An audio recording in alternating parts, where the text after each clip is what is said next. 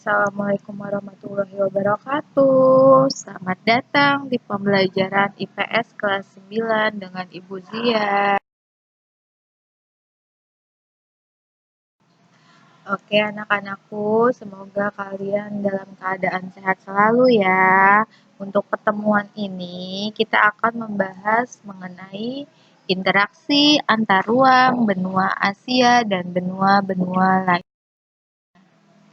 Apa sih yang akan kita pelajari? Yang pertama,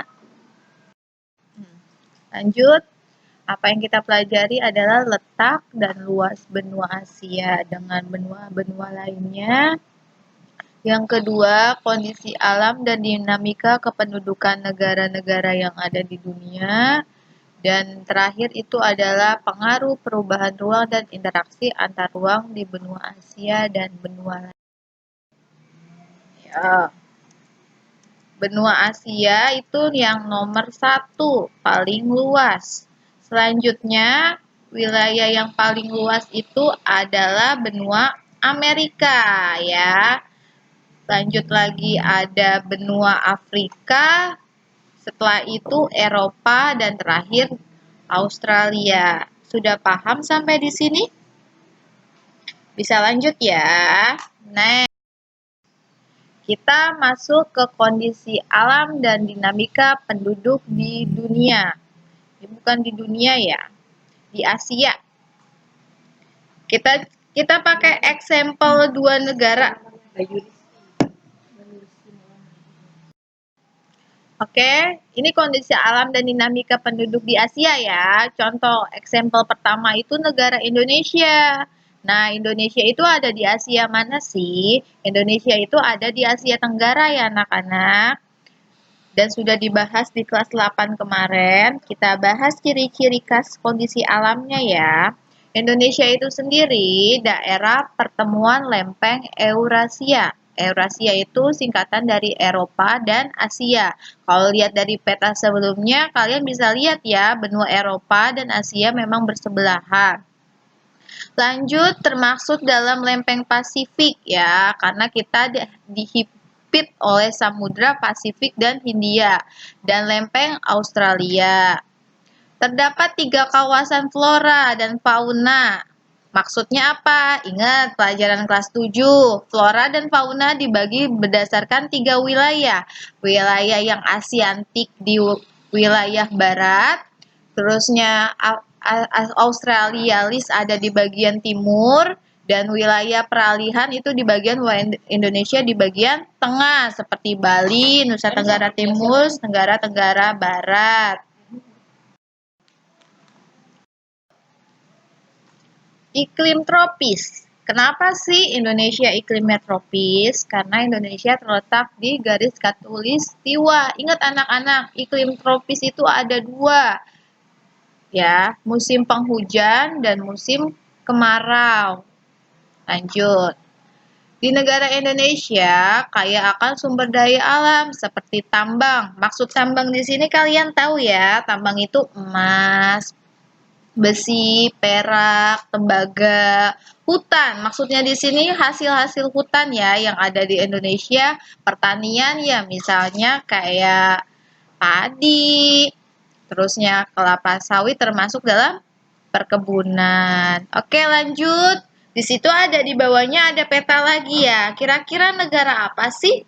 Kalian tahu nggak negara apa? Nah, itu peta negara Korea Selatan ya. Korea Selatan itu termasuk di Asia Timur ya anak-anak.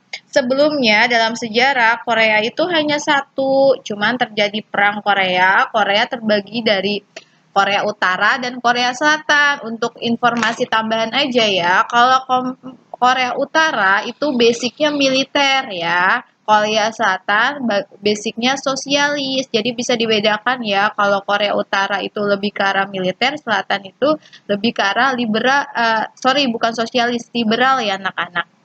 Jadi bebas seperti negara-negara di Eropa. Nah, yang sering kalian tonton itu kebanyakan itu dari Korea Selatan ya anak-anak. Nah, film Korea yang sering kalian tonton, nih ciri-ciri negaranya. Terdapat titik tertinggi di Halasan dan pegunungan Taibab. Dia punya hutan tropis di sepanjang pantai selatannya saja ya. Di Pulau Jeju, kalian bisa lihat itu di bawah Korea Selatan itu ada Pulau Jeju. Iklimnya sedang dengan 4 musim. Di slide selanjutnya Ibu akan menjelaskan 4 musim itu apa.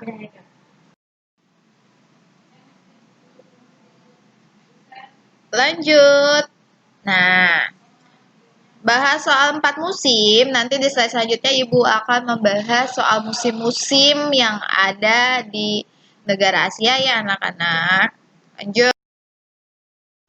Nih, kalau kalian penasaran apa sih yang tadi Ibu sebutin nih, ini penampakan alamnya. Semoga kalau kalian ada rezeki bisa mengunjungi Korea Selatan. Nah, ini view-nya bagus anak-anak, biasa dijadikan tempat pariwisata. Gambar apakah ini, Bu? Nah, ini gambar Halasan ya anak-anak. Yang kalian lihat ada gambar gurun dengan bunga-bunga yang indah, itu namanya Halasan. Nah, dengan sebelahnya itu adalah Pulau Jeju. Ya, Pulau Jeju. Bentuknya cukup menarik kan untuk dikunjungi. Oke, sekarang kita membahas kondisi penduduk di benua Asia. Di samping ini ada gambar piramida ya, piramida penduduk.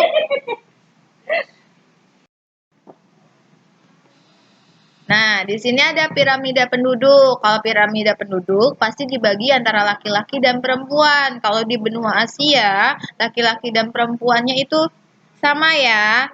Dan paling banyak dan paling dominan itu di usia apa anak-anak? Di usia muda ya. Makanya kita disebut piramida muda. Kenapa? Karena jumlah penduduk yang usia mudanya lebih banyak daripada usia yang tua. Jadi usia-usia produktif lebih banyak. Harusnya kalau bisa kita kelola negara di benua Asia harusnya bisa menjadi negara yang maju karena sumber daya alamnya pun mendukung. Nih, kita bahas ya kondisi penduduk. Jumlah Oke, lanjut kondisi kependudukan di benua Asia, jumlah penduduknya paling tinggi ya. Kalian perlu tahu negara mana sih di Asia yang penduduknya paling tinggi? Itu dari Cina ya. Yang kedua itu ada di benua Amerika, di Amerika Serikat. Yang ketiga itu India, masuk di Asia juga. Dan keempat negara kita ya, Indonesia, nomor 4 di dunia tertinggi penduduknya. Nah, keragaman budaya penduduknya sangat tinggi, tentu karena di benua Asia itu banyak suku-suku ya. Jangankan di Asia yang secara luas, di Indonesia pun sukunya sudah cukup beragam. Kalian di kelas aja ada yang suku Jawa, Sunda, ya. Keragaman ekonomi didominasi dengan sektor agraris. Ayo, agraris itu apa anak-anakku? Agraris itu yang lebih ke arah sektor pertanian, perkebunan. Oke, dan industri. Tapi industri di benua Asia tidak terlalu dominan ya. Lanjut ke benua Amerika.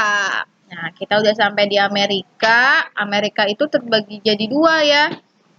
Amerika Utara dan Amerika Selatan. Nah, ini contoh.